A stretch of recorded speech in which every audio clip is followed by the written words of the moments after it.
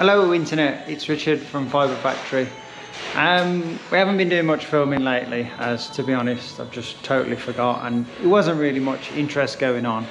But yeah, I'll just show you the car now. So, if you've watched the previous video, it was all a bit hairy because we were still taking moulds from the car. But no. Yeah. So yeah, I took the moulds off this week, so roof moulds there, just needs trimming up. Quarter panel moulds are there, and all the other little bits and bobs of stuff down there. So I've still got a mould, the bonnet, boot lid, doors, wings, bumpers, side skirts. It's quite a lot. So yeah, gonna get back on with doing some metal work to it now. So like drill the roof off. I've already started cutting the parcel shelf out of it, so I'll finish that off in a minute. Just working out where to put the fuel tank, whether to put it in that area there or in the traditional position down there. But I think I've made the decision yesterday and today, this morning, is I'm gonna cut the back completely off it and tube it and do it as a sole purpose drift car, because I read some rules for the Tin Top Challenge, the Kumo Cup Challenge. Basically the rules state that you can modify the boot floor in the Kumo Cup Challenge, but you can't modify anything in the Tin Top Challenge, not even cutting the rear wheel arches, which this has already been chopped because it's obviously got the over fenders on, so this won't be eligible for Tin Top Challenge. It's not that I'm moving away from drifting or anything, it's just making the car more universal, more what's the word, this is when I need an assistant to tell me what to say. More flexible to do other things with it, but there's still other things we can do, like unlimited super saloons or something stupid like that, just to make it a bit different, change up the year instead of just drifting. So yeah, we'll do some cutting and grinding and head scratching today, so yeah, stay tuned. So I didn't do much filming yesterday as the GoPro battery ran out, so I popped up today just to give everybody a quick update, hence the change of clothes. So yeah, there's no going back now. It's definitely being a purpose-built car, shall we say. So yeah, chopped the roof off, well, drilled it off properly, done that, got the parcel shelf out, all nice neatly, every bracket disappeared, both sides, and then we cut I cut the boot floor out. It's all cut rough at the moment, the back is, just to keep the original back panel at the moment, to give me a reference point to make the rear frame to hold the tank. that's not the tank, that's just the cover, but it's exactly the same size, so it's perfect for mocking up, and it's a lot lighter than the fuel tank. So yeah, yeah, once the frame's made for the back, then obviously I can cut all this off and all this will go. Same this side. It's quite nice on the BMWs, probably on the M4s and the F80s is all the same. There's a lovely join line just there on the rear chassis leg, both sides. So it's a perfect, I've done the measurements, it's a perfect reference point just to cut the legs off flush. It's nice and it's double skinned, so it's nice and strong there. Both sides exactly the measurements the same, so it will be square. So yeah, it's a brilliant reference point. What else happened yesterday? Drilled all the stupid little brackets off that we don't need for it.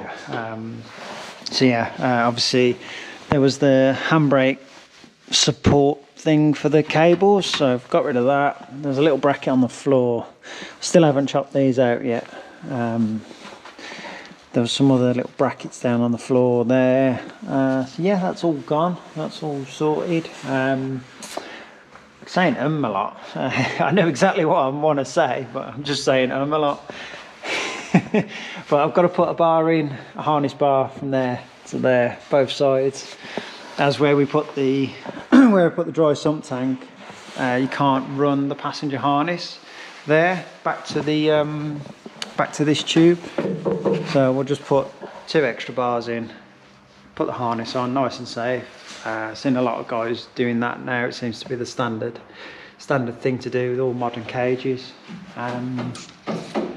Yeah, that's pretty much it. Oh, while we're here, I might as well weigh the scrap, shall we say.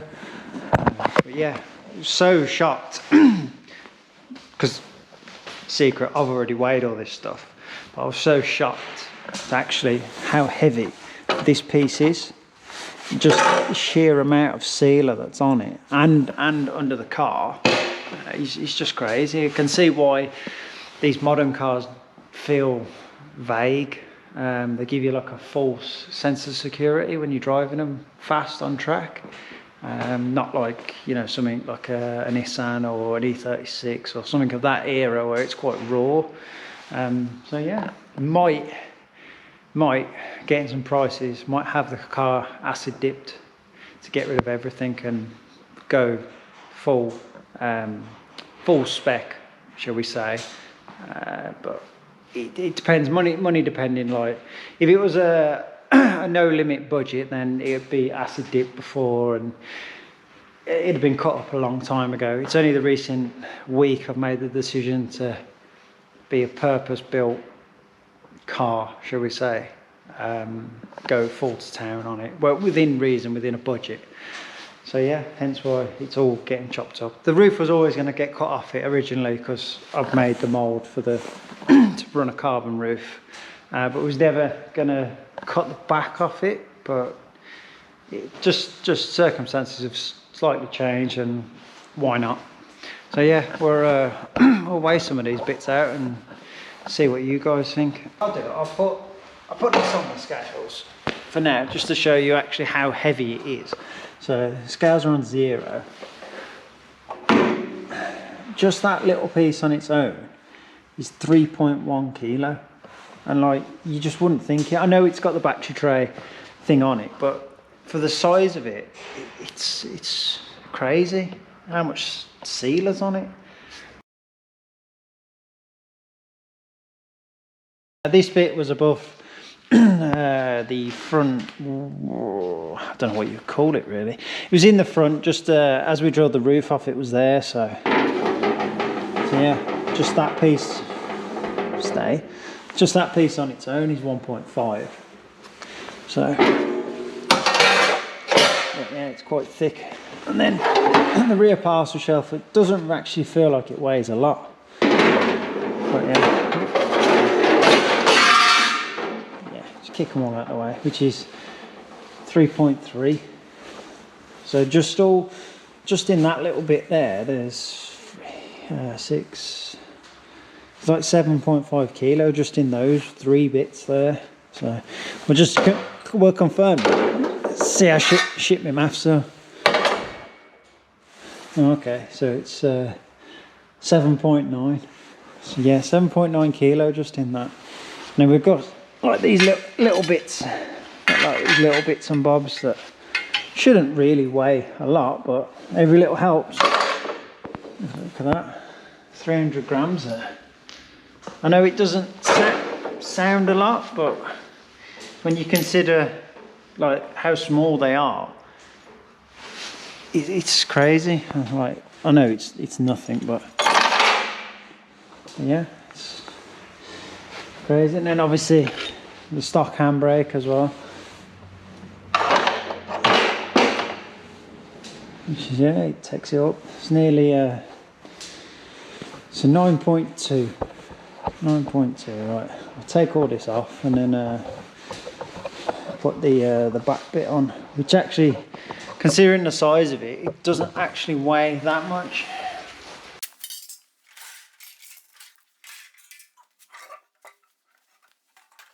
So just drop that on, 11 kilo, that weighs And you can just see the sheer amount of sealer on it.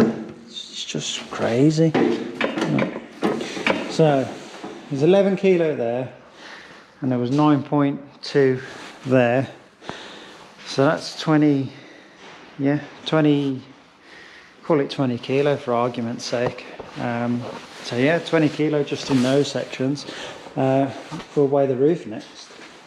It was, this car was a sunroof model.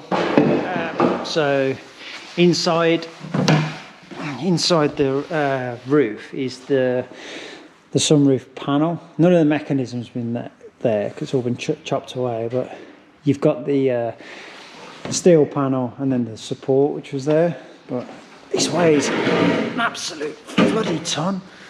So, oh, there you go. The proof's in the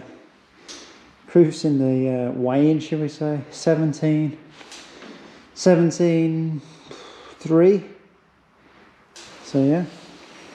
So 20 kilo there, plus 70 kilo just in the roof. So we're on 37 kilo. It's crazy, and you wouldn't think that. You wouldn't think that by looking at it. It's 37 kilo though. But yeah, I know. Obviously, I've got the rear subframe to go back in, the tank to go in, those extra little bars, the carbon roof to go on it. But yeah, we'll just keep taking weight out of it. I mean, there's not that much more to come out of it. I can cut the rear wheel arches a lot more because whoever did this job did the job before putting the kit on, they've not actually cut, you know. So there's all this here, which would, you know, running wider wheels and how low we run the cars, it would just foul straight away. So all this can be chopped, all this can be cut out, and obviously bent up and plated. And then we've got the back panel, the weight of that when that comes out. I mean, that's pretty still pretty strong considering, you know, when I did this to the E36 and I would have kicked it, it'd have bent it in. So it just shows how much safety goes into modern cars, and how, you know, how heavy they weigh these days. But I suppose it's to compensate for everybody's needs to be comfortable and quiet. But yeah, so yeah, just an update, and yeah, just things should happen a lot more to the car now, because I've done the boring job of making all the rear molds.